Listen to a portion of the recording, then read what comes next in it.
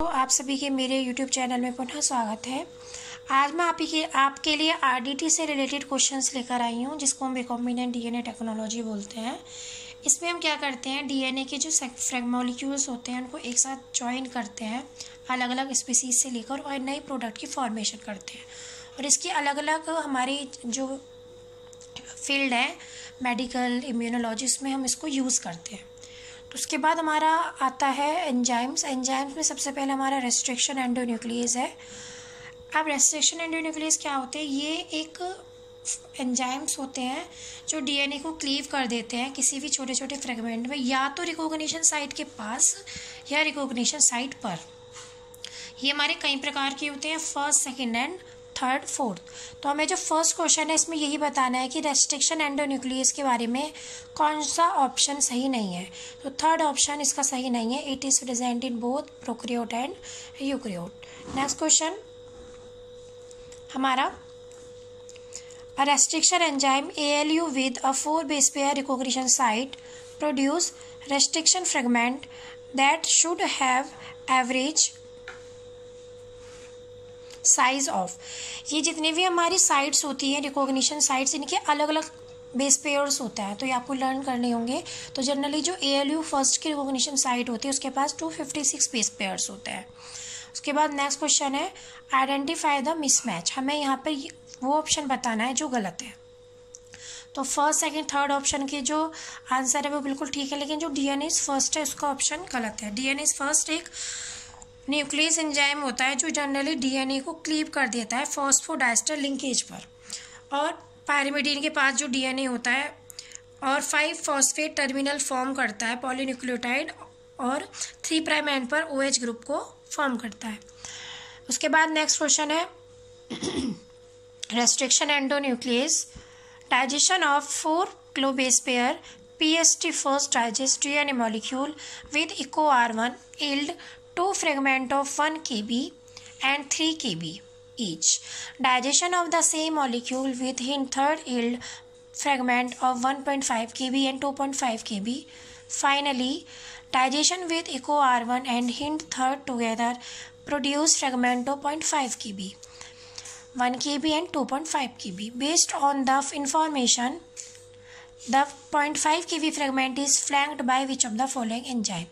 तो इसका ऑप्शन होगा EcoR1 हिंट थर्ड। ये सारे जो फ्रेगमेंट होंगे वो सिर्फ EcoR1 हिंट थर्ड, जब डाइजेशन होगा रेस्ट्रिक्शन एंजाइम क्लीव करेगा तो EcoR1 हिंट थर्ड उस रेस्ट्रिक्शन एंजाइम पर कट करेगा और हमें 3 प्रकार के फ्रेगमेंट को फॉर्म करेगा।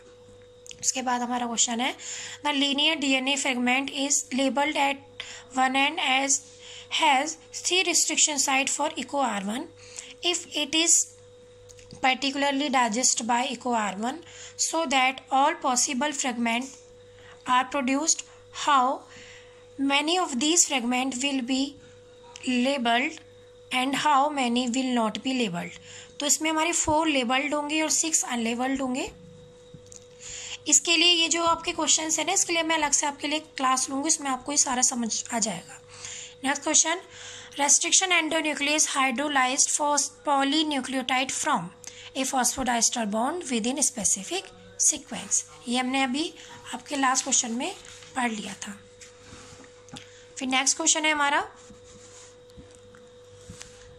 Bacteria protect themselves from the virus by fragment viral DNA upon entry with endonuclease. Next question, which of the following tool of RDT is incorrect paired with its use? हमें बताना है कि कौन सा enzyme incorrectly इसमें paired हो रहा है। तो DNA लाइगेज ही इनकरेक्टली है, क्योंकि DNA लाइगेज का काम ज्वाइन करना होता है, ना कि कट करना। बाकी की जो फंक्शन है सारे एंजाइम के करेक्ट है। Next question, mismatch first with list second and select the correct answer using the code given below the list. तो लिस्ट फर्स्ट में आप देख सकते हैं जो हमारा टर्मिनल ट्रांसफरेज है उसका काम होता है न्यूक्लियोटाइड को 3 प्राइम एंड पर डीएनए या आरएनए के 3 प्राइम एंड पर ऐड करना। जो पॉलीन्यूक्लियोटाइड काइनेज होता है उसका काम होता है फॉस्फेट को 5 प्राइम OH एंड पर ऐड करना। टैग डीएनए पॉलीमरेज आपको पता है पीसीआर में हम यूज़ करते हैं, थर्मल डीएनए है, तो इसका ऑप्शन हो जाएगा ये 90 डिग्री से ऊपर भी स्टेबल रहता है। एंड उसके बाद बचा एक्सोन्यूक्लियस, तो एक्सोन्यूक्लियस का हो जाएगा ये लीनियर डीएनए के एंड को क्लीव करता है, तो बी ऑप्शन इसके लिए सही है।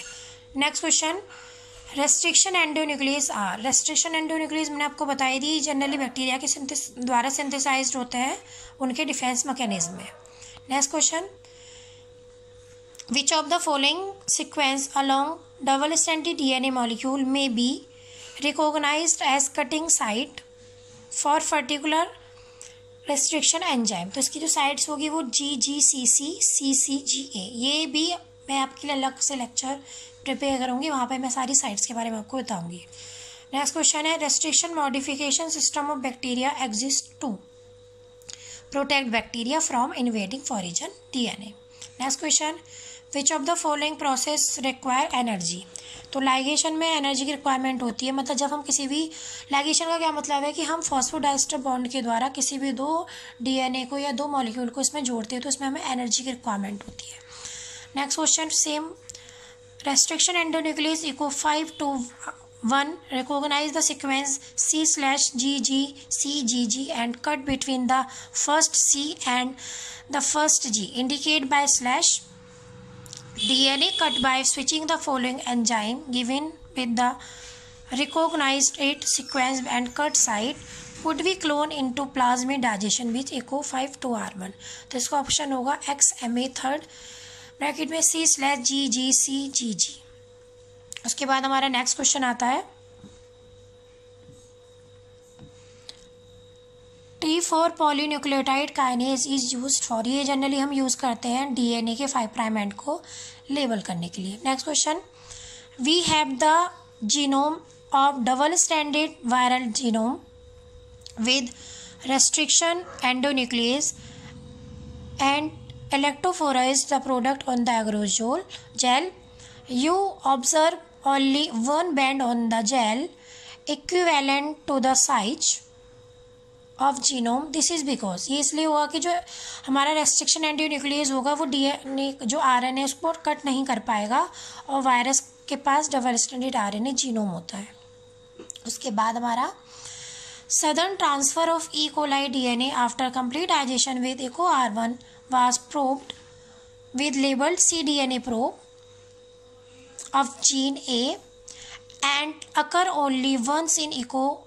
coli genome if the gene contain one EcoR1 cleavage site near its center. The number of radioactive bond you are most likely to find on autoradiography would be, इसका option number first.